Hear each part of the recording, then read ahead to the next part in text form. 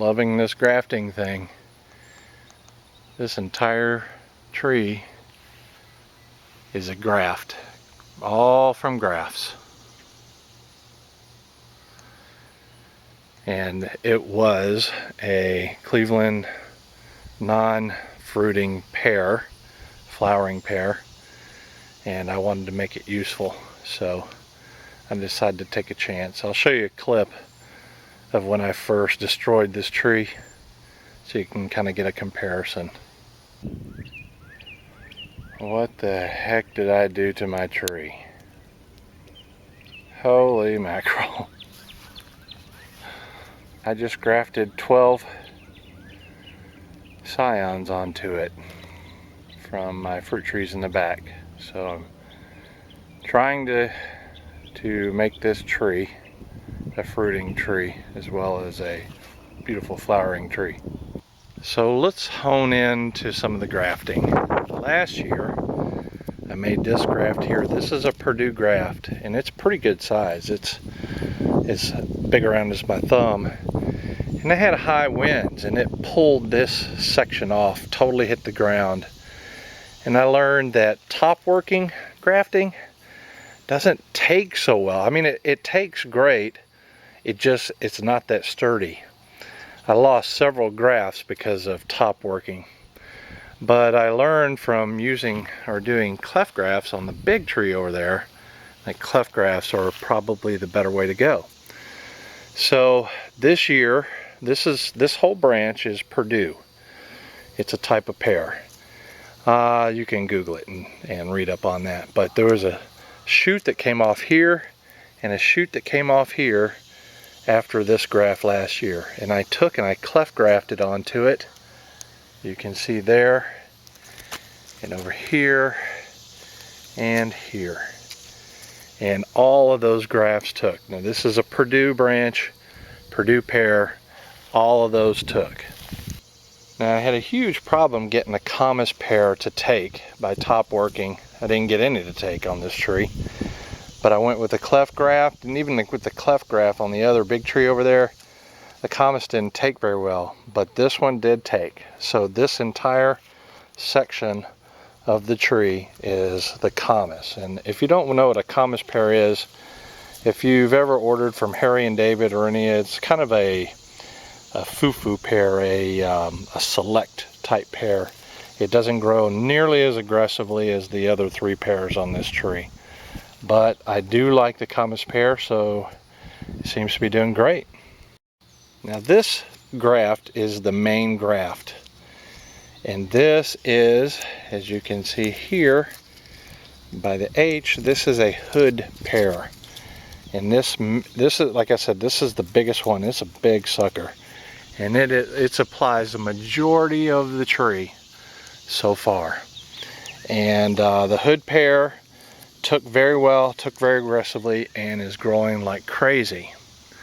So I've got this one that's a hood and this one here, which is also a hood, coming off. I don't need any more hood. So what I did was, there was no selections to graft this year Moonglow, so I took and I grafted Moonglow onto the hood pear that I grafted last year, and all three of those took. I've got one here, I've got one here, and there's one on the other side right here, and all three of those took, and they're growing beautifully. So Moonglow grafted onto a hood pear that was grafted onto a Cleveland Select flowering pear. Does that get confusing enough for you? And so wrapping up, we've got Moonglow, we've got hood, we've got Purdue, and Camas. 4 pear tree. Now I'm going to take you on a little experiment that seems to be doing very well. I grafted onto a shoot that shot out of the tree here an apple. This is a pink lady apple that's growing in the backyard, and you can see that graft took very nicely. So I'm going to make this a 4 pear and an apple tree. It sounds like a nursery rhyme, doesn't it? and an apple and a 4-pear tree. Anyway, I've got another shoot here. This is a Cleveland Select shoot from the tree. It shot out, and I'm going to take and graft another pink lady onto this one next year. And that will, all those take, that will finish out this 5-fruited 4-pear and an apple tree. One little thing here, it fruited on the first year. I took them all off except for this particular one. That's the only one I let grow on this tree. And that's simply because I wanted to see if it would do it. Okay, I'm over here at my big tree, humongous tree, and I cleft grafted a lot of fruit onto this one, the 4 pears. Got a commas here that did not take. You can see my finger there.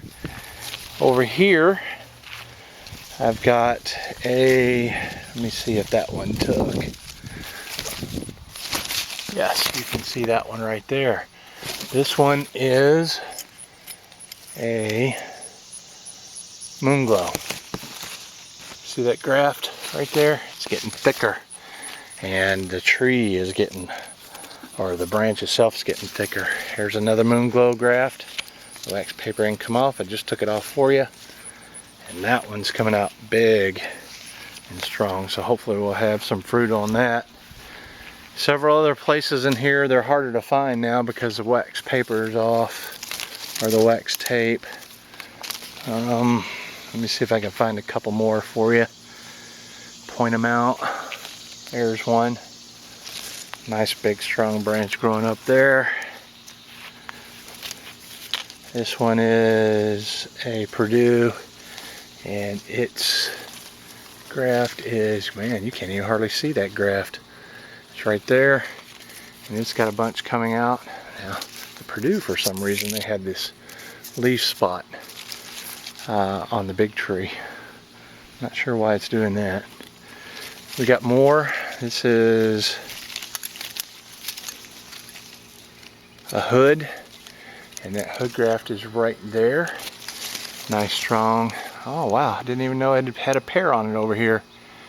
That's got a hood pear on it, and you can see this is another big one. It's way up there. Man, that's a tall graft right there, that one. Okay, continuing around. I'm not sure if I'm going to be able to find some of these. I should have marked them before I videoed, but it doesn't really matter. We'll finish off with these 2 grafts right here. I've got one here, and I'll follow it down here, and I decided to let it fruit a little bit. You can see a fruit there. It looks like it's got something going on with the bottom. And following it around, it's got a fruit down here, and it's way down from that one little fruit. But hopefully that branch will thicken up nicely. I'm sure it will. And we will be able to get some nice fruit off of this thing. So that's my hand the size of the fruit right now. Coming right here, the last one. Similarly, this is a Moonglow, and it's got a nice big branch on it, and I left one Moonglow pear on each one of these little branches. It's one, is it one scion or 2? There's 2, there's one here and one here. And they're kind of weighted and twisted down, but I'm going to leave them that way. We're going to see if the fruit will mature. So that's first year after the graft, and it fruited. And they seem to be doing wonderfully. So that's the front yard. I'm cleft grafting onto some of the lower branches of the big tree, and I converted that tree completely to a multiple fruited pear tree. These are my 4 pear trees, and they're growing nicely, getting nice and big. There's no fruit on these trees yet. And that kind of odd. I took a graft from all of these, put them on the trees out front, and there's no fruit. But I came out here, and there is no fruit on these. There's fruits on the one I grafted, but not on these. Now that's a commas. You see how that's kind of, I don't know, wispy, more delicate? And you look at these 3 that are made for the south, and they are hardy aggressive, and I think they're going to work out nicely. I should get some pears on them next year. I can't grow a peach to save my life. I've tried all kinds of things, and bugs, critters, and just peach drop seems to happen every year. There's no fruit on my peach tree there. One of them died back right there. I'll probably cut that one out, and those two are barely hanging on. But apples and pears seem to be doing pretty good. Now this is the pink lady. This is the one I took the graft off of and put on the 4 pear and an apple tree up front. And I do have some fruit on this one this year, surprisingly. Not much, but there's some. And I don't suspect they'll stay on there much longer. But that's my pink lady apple. And this apple tree was a gift from my wife's uncle. He gave it to it. He grew it from seed. And I know seed plants don't grow true. But I planted it. It is the uncle's tree. And it means something to my wife. So I planted it. But I'll show you here where I grafted onto it. And this little tree was a gifted seed-grown tree from my wife's uncle. And I put Pink Lady on her right there. Well, you can see where the 4 places are. And it's leafing out. Even got little flowers on it there. There's a little bud right there. Looks like that one's gonna make it. Not so sure about that one and the one behind it. But realistically, I'm just looking for 1, maybe 2 to come off of this one. And now look at it. The grafts from the Pink Lady here, and this one didn't take, but the one behind it did, and this one did, and this one over here did. So now I've got all these grafts that are growing out nicely, and this winter I will cut this main one out, and this will become a Pink Lady apple tree from grafting. This is an apple grown from seed from Uncle, and that one over there is also one grown from seed and given to us by our uncle. I don't even know what kind of fruit that's going to make and how long it's going to take to make it. It's growing very nicely, but I'm going to do that. I'm going to graft some Pink Lady onto those as well next year. Maybe not the whole plant. I'd like to see what some of the native apples will turn into. This is my Macintosh Apple. I had it in another location and moved it when the pond was dug a couple years ago. And didn't think it was going to make it. Had some die off. It had some disease issues. You can see here where I cut it back and it shot out these nice, healthy, big, strong branches. And it's not shown signs of disease at all since then. And in fact, the older part of the tree, which is this half over here, has got a good bit of fruit all over it. Holey in some areas, and I don't know. It's got blemishes, all that. But I'm gonna see if I can get this thing to produce nicely this year, and I'm gonna shoot some spray to it.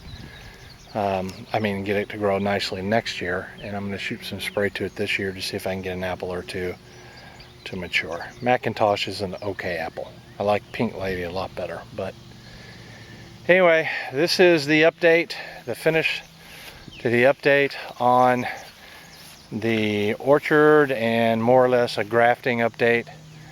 And this is Brent. We will see you later.